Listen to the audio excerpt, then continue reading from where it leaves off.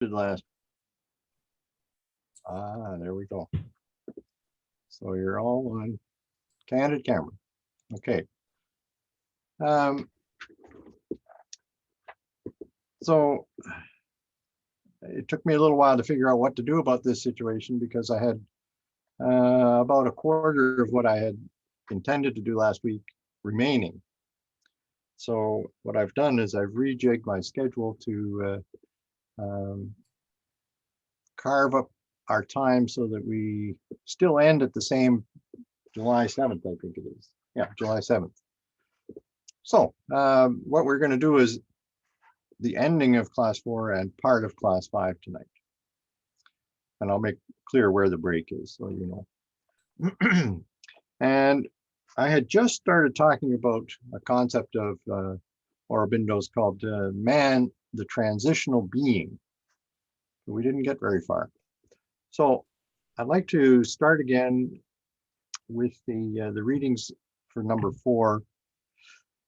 Let me see if I can bring us all up to speed here. Yeah, 27 is where we are. We actually read this one before, but I think it's a good place to start. So in reading 25, back up here, Aurobindo had said that one of the problems we have in distinguishing the different parts of our being is that we're perceiving everything through a mentalized perception and understanding. So the mind is getting in the way of being able to perceive these things accurately. From the heightened awareness that Aurobindo had, we are unaware for the most part of the ranges of consciousness that exist below, around, and above what our minds can perceive. Okay, so let's start at the bottom of our list with Nina for number 27.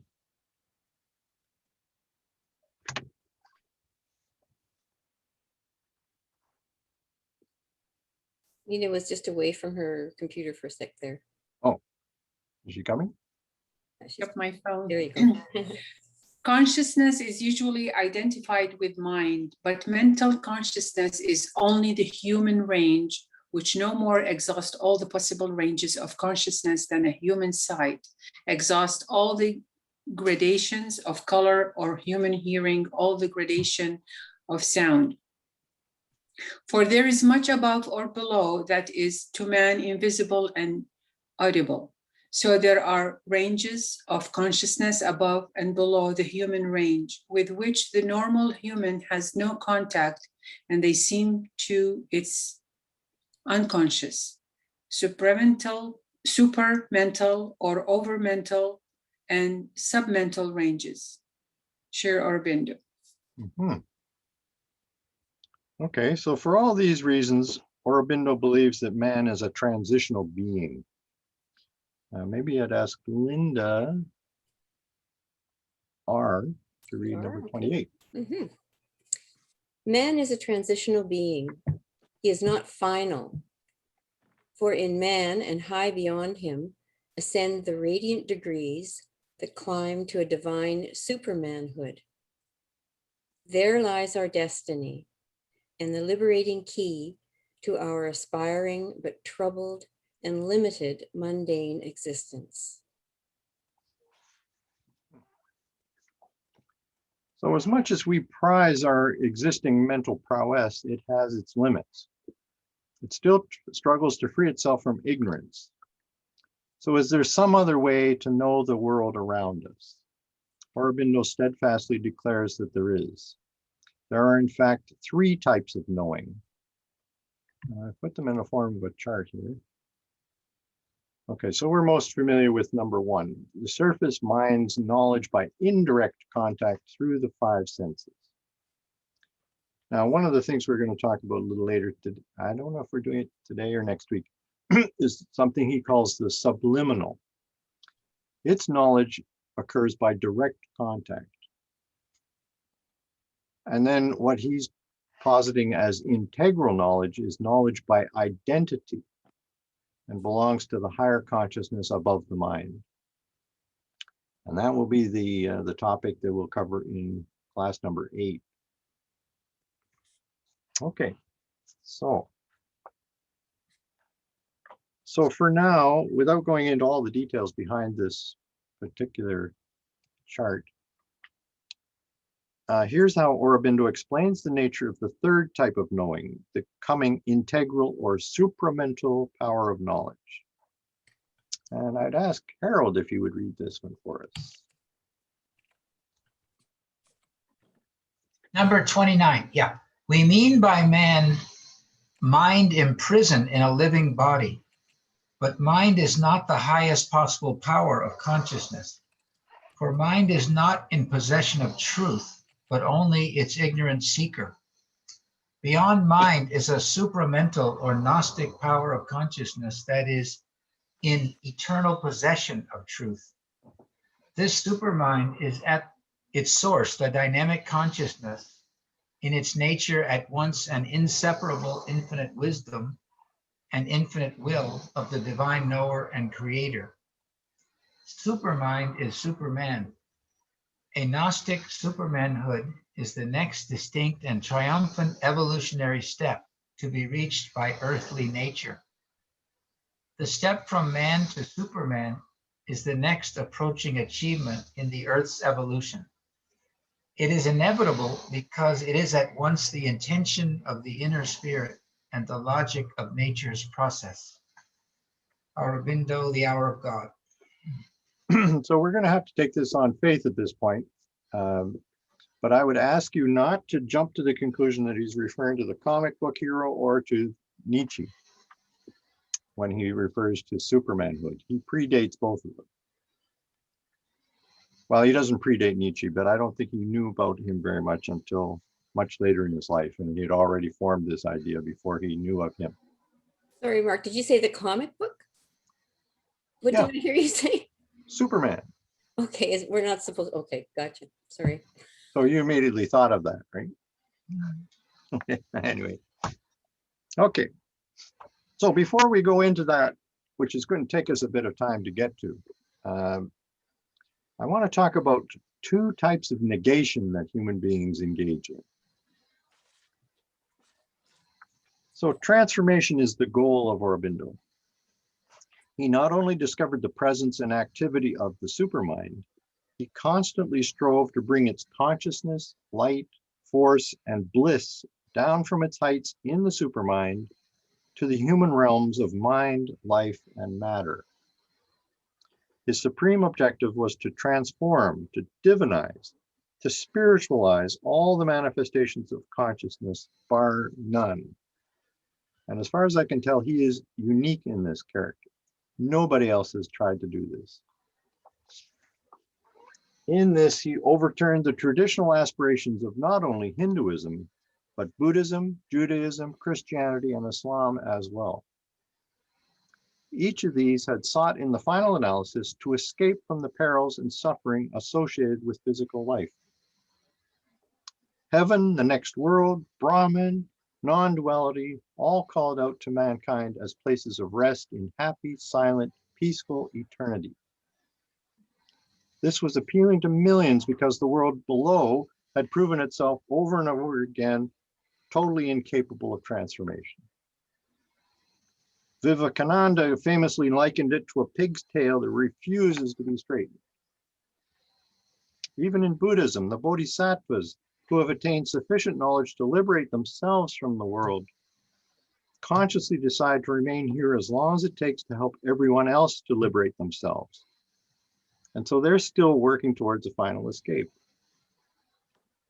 In this light, the Baha'i Faith's devotion to creating an ever-advancing civilization is unique among religions.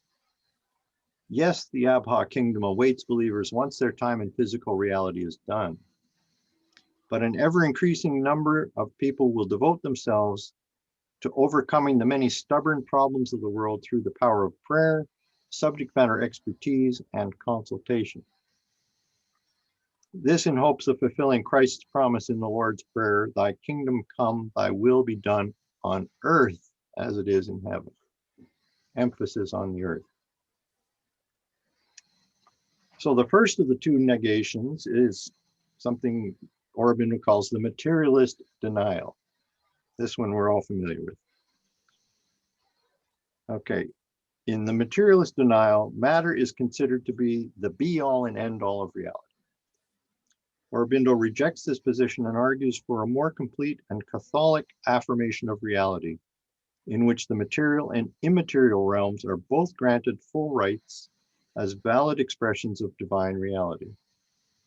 Okay, everybody here can agree with that. Interestingly, he maintains a positive attitude towards the secular turn in global culture and praises the indispensable utility of the very brief period of rationalistic materialism through which humanity has been passing.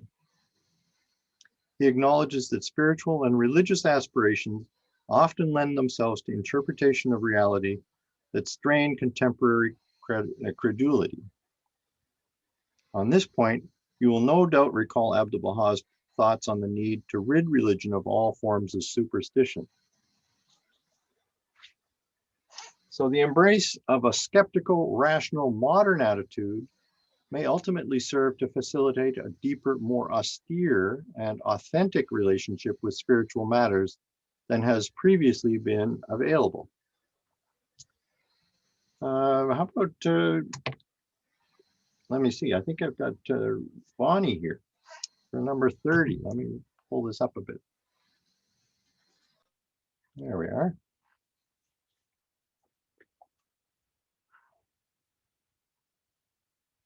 Sorry, Bonnie, you'll have to unmute yourself. Sorry. I muted everybody at the beginning. Oh, Thanks. sorry. Okay. For that vast field of evidence and experience, which now begins to reopen its gates to us, can only be safely entered when the intellect has been severely trained to a clear austerity. Seized on by unright minds, it lends itself to the most perilous distortions and misleading imaginations, and actually in the past encrusted a real nucleus of truth with such an accretion of perverting superstitions and irrationalizing dogmas that all advance in true knowledge was rendered impossible. It became necessary for a time to make a clean sweep at once of the truth and its disguise in order that the road might be clear for a new departure and a surer advance. The rationalistic tendency of materialism has done mankind this great service. Thank you. Just as an aside, this is one of the things that really attracts me about Aurobindo, is his ability to step back from the minutia and, articulate some of the motivations or the thinking of the evolutionary process itself. I found this particular passage very helpful that way. So the second negation is the refusal of the ascetic. Here he's referring to the opposite tendency to that of materialism, the refusal to accept that the material world is real.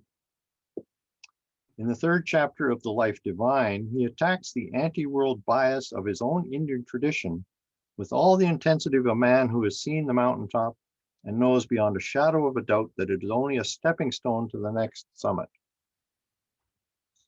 He begins with a full acknowledgement of the profound experiential basis for this tendency towards an anti-manifestation. The world is an illusion transcendence that infuses so many traditional religious attitudes. He does not reject the ascetic spirit. On the contrary, he notes its indispensability and its ongoing contributions to human advancement. However, he asserts that this type of spiritual experience can easily lead us to the conclusion that the world is an illusion or is somehow not real. We must be very careful about how we interpret this kind of mystical realization. Now it's Jennifer's turn, number 31. For at the gates of the transcendent stands that mere and perfect spirit described in the Upanishads, luminous, pure, sustaining the world, but inactive in it, without sinews of energy, without flaw of duality, without scar of division, unique, identical, free from all appearance of relation and of multiplicity, the pure self of the Advaitins, the inactive Brahman, the transcendent silence. And the mind, when it passes those gates suddenly, without intermediate transitions, receives a sense of the unreality of the world and the sole reality of the silence, which is one of the most powerful and convincing experiences of which the human mind is capable. Now remember that Aurobindo had this experience quite early on in his life with his interaction with this yogi by the name of Lili, which was quite uncommon to have it so early. Usually it takes decades to prepare yourself for it. Under the powerful influence of this type of experience, Aurobindo explains it is easy to draw inaccurate conclusions about the nature of the spiritual life and its proper relationship to the manifest world. He suggests that the dangers here are parallel to the materialist denial of spirit, but more complete, more final, more perilous in its effects on the individuals or collectivities that hear its potent call to the wilderness. In other words, we can certainly get lost in matter and materialism, but we are at greater risk of getting lost in spirit, leading to a kind of idealism in which only that is real: consciousness, spirit, Brahman, and so on. For Aurobindo, this second negation is the more dangerous and powerful delusion. There is little doubt that in the 21st century Western world, materialism is the dominant refusal of the day. In fact, even the most religious pursuits of this new millennium don't exactly cry out with a passion for asceticism. On the other hand, the refusal of the ascetic is not simply a stance of outward renunciation. Aurobindo is also talking about an inner position. 100 years after he wrote The Life Divine, when ancient religious dogmas now hold little sway, the tendency towards a kind of transcendence is alive and well, albeit in somewhat subtler forms. So look, for example, at the most Western popular mystic of our day, Eckhart Tolle. In The Power of Now, Tolle writes that the ultimate purpose of the world lies not within the world, but in transcendence of the world. Okay, so let's see if Marie could read this one, 32. Mark, could I make a little comment here, please? Oh, sure, Jack, go ahead. He wrote Advaitins there with a W, right? Yeah, So he could have written it with a V, and what it refers to is, of course, Advaita Vedanta. yeah, it's the same thing. Yeah, it's the same thing. So Yeah. you didn't comment on it. So it's one of the main schools of Hindu philosophy that says only Brahman is ultimately real. The world is kind of an illusion of Brahman, and the self is the same as Brahman. But I was a bit confused by that because he wrote it with a W instead of a V, but it refers to Advaita Vedanta, which is one of the main schools of Hindu philosophy, right? Correct. Yeah, the transliteration of some of the Sanskrit terms is a bit confusing. There's multiplicity available. So you just have to, hope that you're getting it right. But in this case, I know he's talking about Advaita. Okay. Reading So, 32. Marie. Yes. Please. He once declared in an interview with Enlighten Next magazine that the manifest world is simply ripples on the surface of being, and explained that every phenomenon in the manifested world is so short-lived and so fleeting that, yes, one could almost say that from the perspective of the unmanifested, which is the timeless beingness or presence, all that happens in the manifested realm really seems like a play of shadows. Carter Phipps, Evolutionaries. Hmm. So Tolle's comment echoes a long religious and mystical tradition. As Houston Smith wrote, most theology takes God to be the only real thing there is, all else being only shadows on Plato's cave.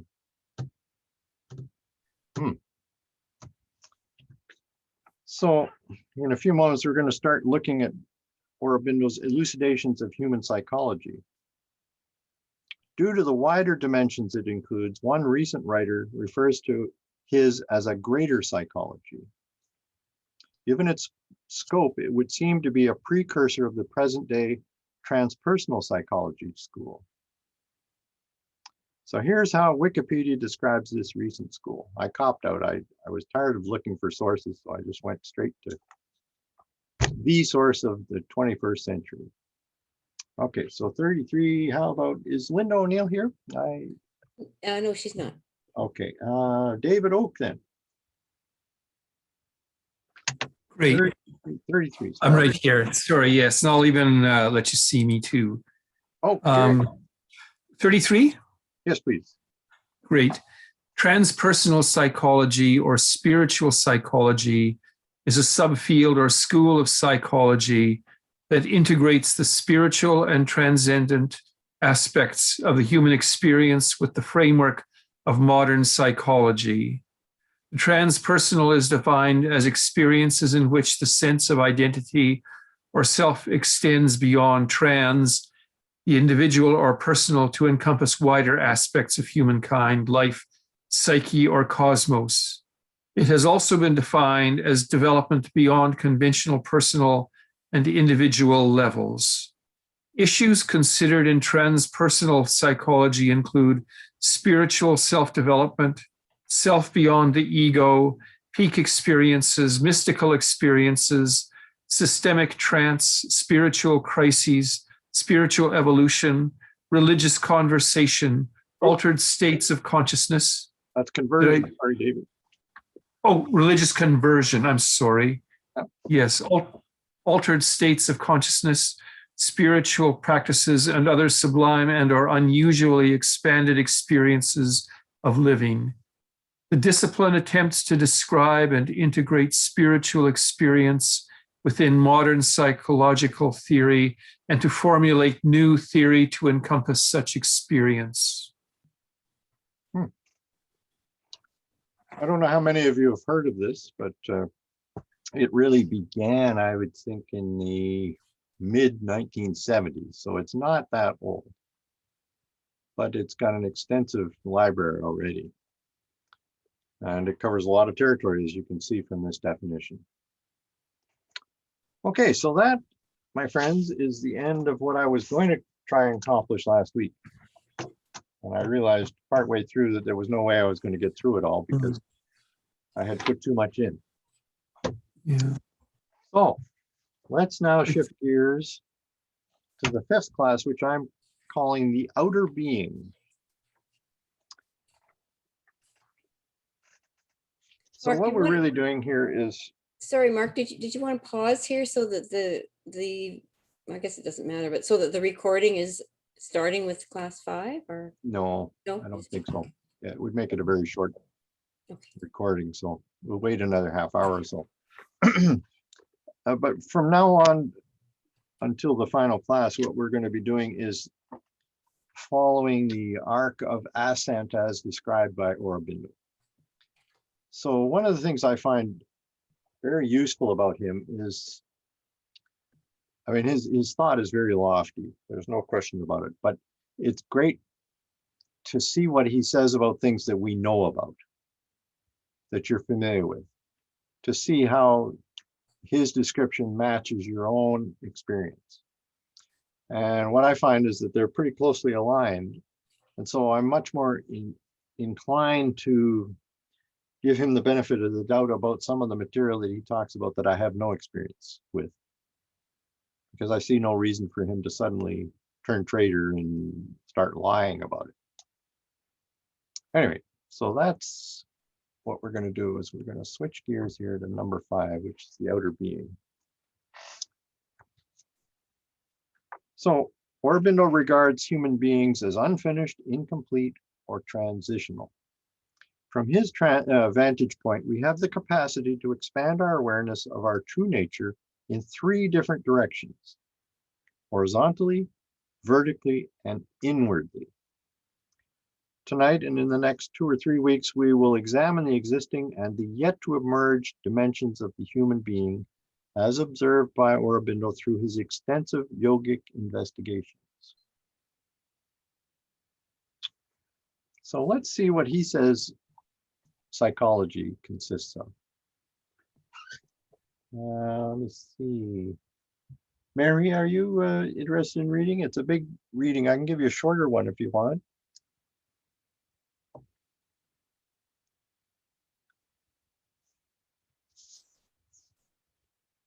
Muriel, could you unmute yourself?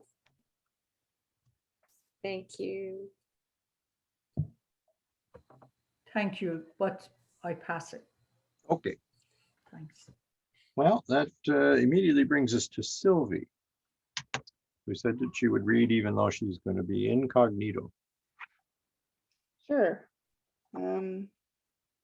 Psychology is the science of consciousness and its status and operation in nature. And if that can be glimpsed or experienced, its status and operations beyond what we know as nature. It is not enough to observe and know the movements of our surface nature and the superficial nature of other living creatures, just as it is not enough for science to observe and know as electricity only the movements of lightning in the clouds, or for the astronomer to observe and know only those movements and properties of the stars that are visible to the unaided eye. Here as there, a whole world of occult phenomena have to be laid bare and brought under control before the psychologist can hope to be master of his province. Our observable consciousness, that which we call ourselves, is only the little visible part of our being. It is a small field below which are depths and farther depths and widths and ever wider widths, which support and supply it, but to which it has no visible access. All that is our self, our being. What we see at the top is only our ego and its visible nature. Even the movements of this little surface nature cannot be understood, nor its true law discovered until we know all that is below or behind and supplies it, and know too all that is around it and above.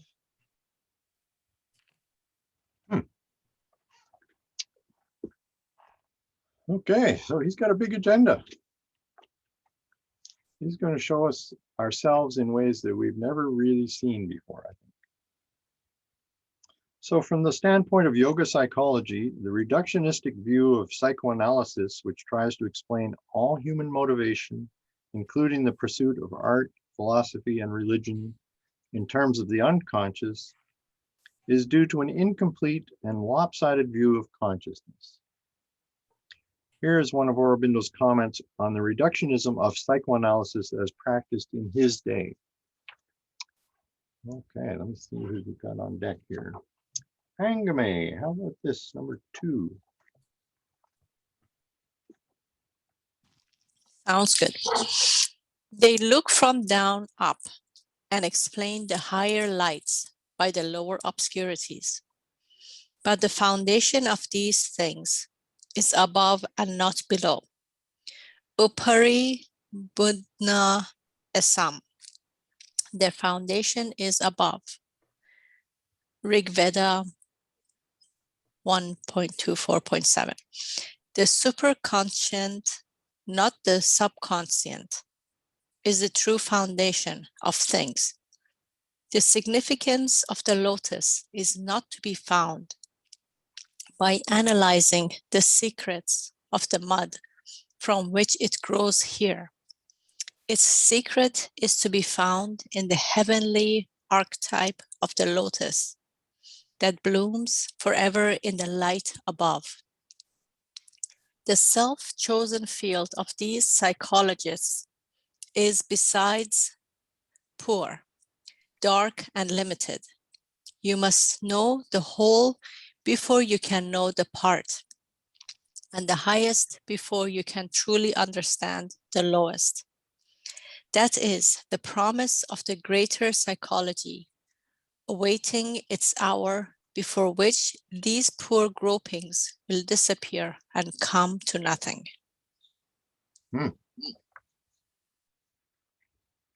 Thank you.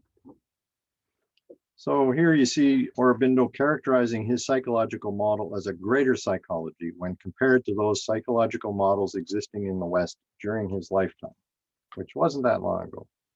He died in 1950, remember. The investigation of the workings of consciousness and the laws governing these workings calls for special processes and instruments which Aurobindo believes can be discovered only by yogic practice. How about Zilda for this one? Okay. Three. I mean by yogic psychology, an examination of the nature and movements of consciousness as they are revealed to us by the processes and results of yoga. This definition at once takes us out of the field of ordinary psychology and extends the range of our observation to an immense mass of facts and experiments which exceed the common surface and limited range, very much as the vastly extended range of observation of science exceeds that of the common man looking at natural external phenomena only with the help of his unaided mind and senses. The field of yoga is practically unlimited, and its processes and instrumentation have a plasticity and adaptability and power of expansion to which it is difficult to see or set any limit. Wow. So he says that if humans are ever to approach any state of union or closeness to the divine, they must first expand their consciousness beyond the bounds of their current tightly controlled borders. Aurobindo maintains that yoga is the tool by which humanity, let's go with that, by which humanity can discover the processes and develop the instruments required to enlarge its own consciousness. Okay, let me see here. Is Peter here by any chance? Peter Yes, he is. Oh, good. I didn't I'm see here, that. yes. Great, excellent. Number 4, Yes, please. it is only by yoga process that one can arrive at an instrumentation which will drive large, wide roads into the psychological unknown and not only obscure and narrow tunnels. It is through consciousness, by an instrumentation of consciousness only, that the nature and laws and movements of consciousness can be discovered. And this is the method of yoga. Sri Aurobindo, Essays, Divine and Human, page 323. Okay. So as you can imagine, Aurobindo's explanations concerning the methods of yoga are an immense topic. So regrettably, we cannot devote any time to this issue here, unfortunately. That would be a separate course to review the 4,000 pages of material that he Mark, has on this. See, Anyway, there's the 3 volumes, just Mark to show the folks that he wasn't wasting his time. Yep. That's just the 3 volumes of the letters on yoga. which has been expanded to 4 volumes now. Oh, is that right? That's the 1971 or 72 edition. Yeah, I promise you I will not get through this and not even try. Oh, why not? I thought we could team teach a course on yoga. This is the 58 edition. 58. Some of it is short aphorisms and short paragraphs. So it's, but as you've remarked, he was a master of the English language. So he's quite easy to read in some ways. Mark, I have a question. Sure. In a class this morning that 4 of us or 5 of us were in, there was a discussion about capitals. Why is yoga capitalized? Is there a significance to that? And are these Aurobindo's words not translated? He wrote this himself in English. He wrote Everything that we are quoting, he wrote in English. Okay. So there's no problem of translation that we have to deal with. And the capitals are things he put on there. So what significance is that? I think he is showing a certain reverence towards the tool that the tool of consciousness exploration, Good. and honoring the long 5,000-year history of it at the same time. Good. Thank you. Okay. Anybody else have a question or thought or comment?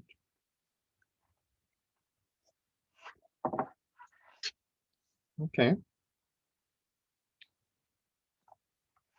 So each of us tends to believe that we are a single entity, a unique person. In Aurobindo's eyes, this is only partially true. In our current state of development, we are actually multi-persons, having only a tenuous relationship with our capital P person. He draws a clear distinction between this mostly hidden person and its many personalities with a small p, a distinction which is anything but obvious to us presently. Okay, Jack, this is for you, number 5. Okay, sir.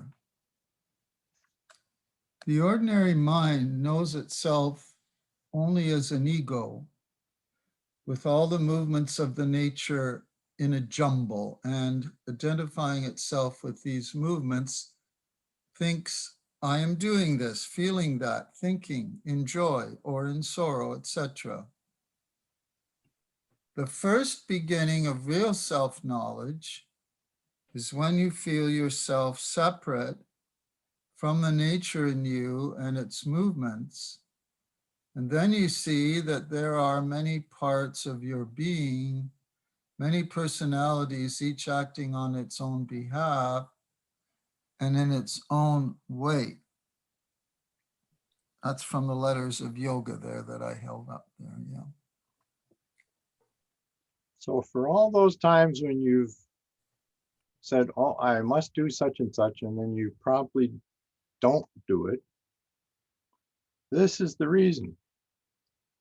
There are several parts of you that are competing. Depending on who's in control at that moment, that agreement that you've made with somebody may or may not actually come to fruition.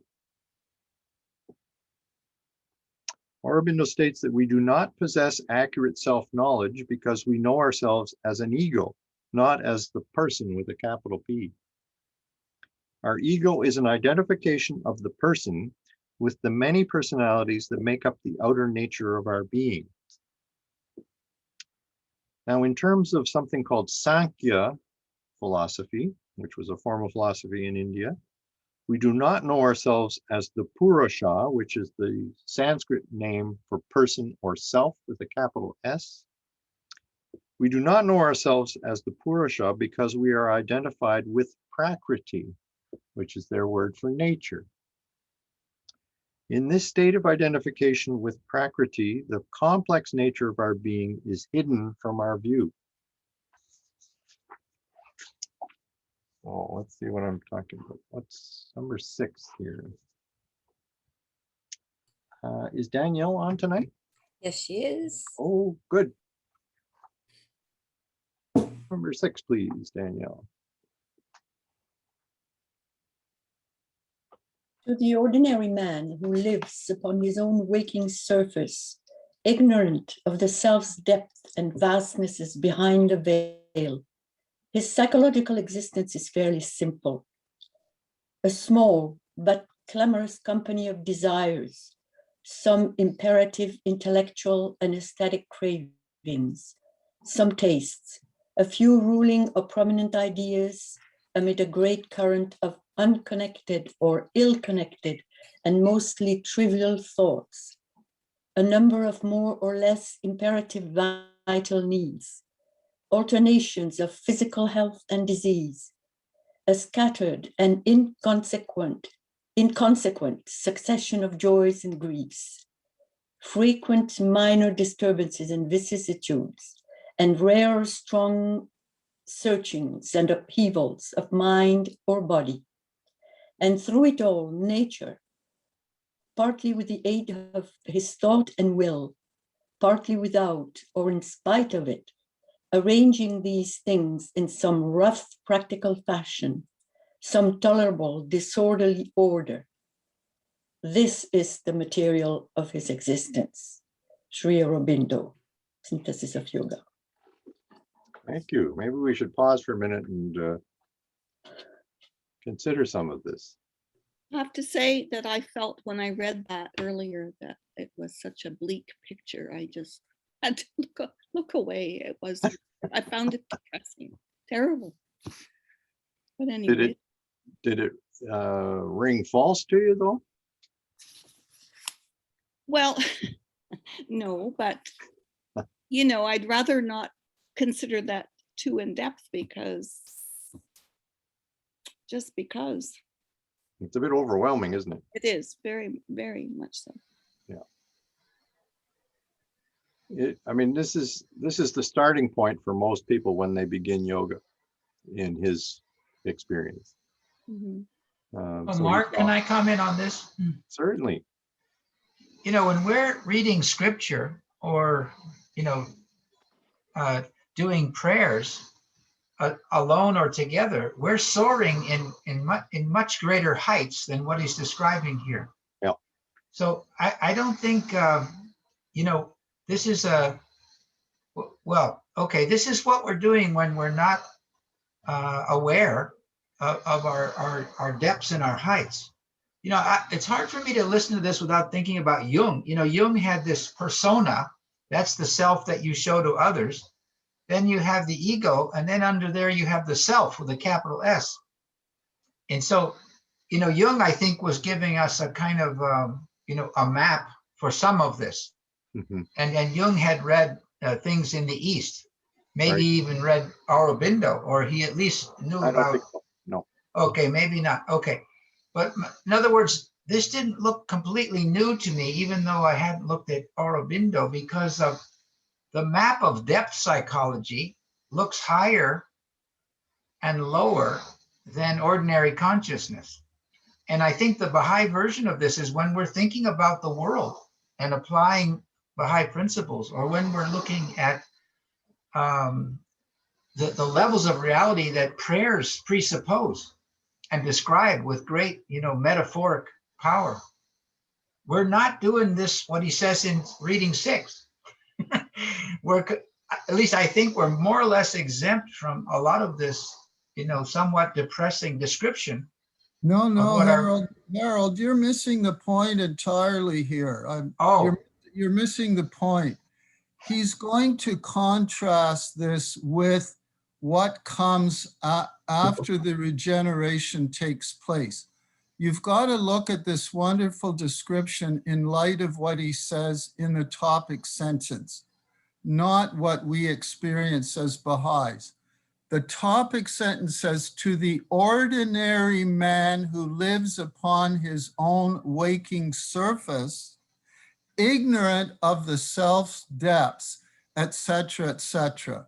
And in light of that, what follows, depressing though it may be, is an accurate description of the ordinary man who does live upon the waking surface and who is ignorant of the self's depths. Obviously, when you're referring to what we do in prayer and so on and so forth, we're already aware of a depth dimension, but that's not what Sri Aurobindo's doing here. He's trying to describe, and does describe very well, I think, the individual who hasn't transcended his ordinary mundane consciousness to get to know the transcendent realm. So Jack, I completely agree with you. I was trying to cheer up the person who looked at this description and felt condemned to triviality. That's all. I was just saying there's more to us than this. And we have Baha'i experience of the more. That's all. I agree with you, Harold, but I'm saying you've got to look at what he's trying to accomplish getting the point across about the unregenerate individual, but I appreciate the fact of cheering up. But I didn't find it that depressing. I actually thought that's pretty accurate of the ordinary person. But anyway. Well, We're if this usually was- engaged in trivial pursuits. Yeah, that's a good description of rather shallow consciousness. Yeah. Yeah, this is the starting place where it's important that we move on to higher levels or inner levels, etc. So as you'll see in a few minutes, this is just the very basic level of consciousness. So Suzanne, don't get disheartened. I'm not. I No, know you don't I'm live not at this level. disheartened at all. I'm not disheartened, but I'm just saddened. I'm just saddened Well, that that's where the ordinary man resides. no. That's all. Yes, it is sad. There's no Because question about it. there are many of us on this planet. Yeah. Okay. Many ordinary men and women on this planet. Yeah, I have to agree with that. Susan, you like to look at the beautiful lotus flower above the surface of the water and not the mud from which it is rooted, right? Absolutely. You got it. And that's who that course is for that we're doing right now. For those people who love the lotus.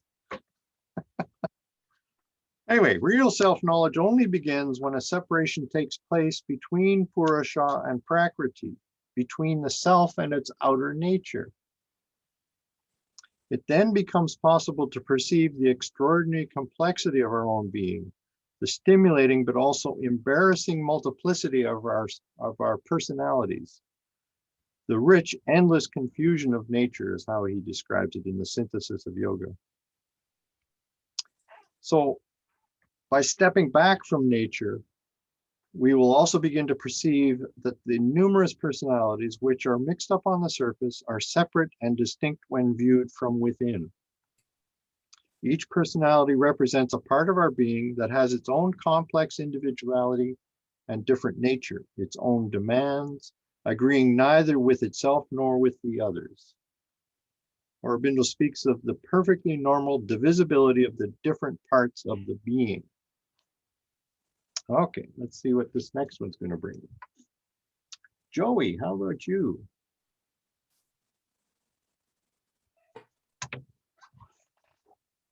Jocelyn, I should say.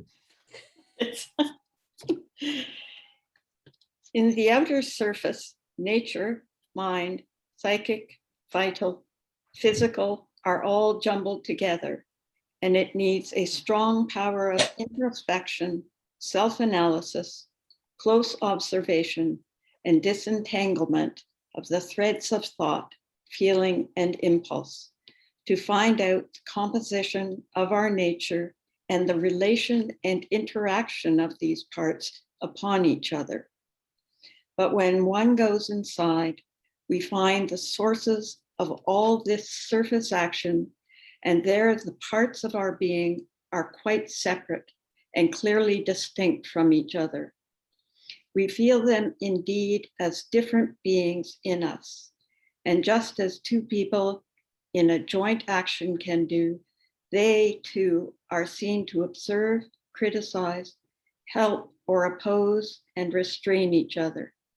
It is as if we were a group being, each member of the group with its separate place and function, and all directed by a central being who sometimes in front above the others, sometimes behind the scenes.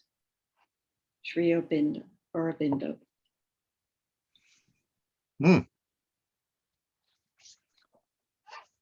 I think that's a perfect place to end, to create a break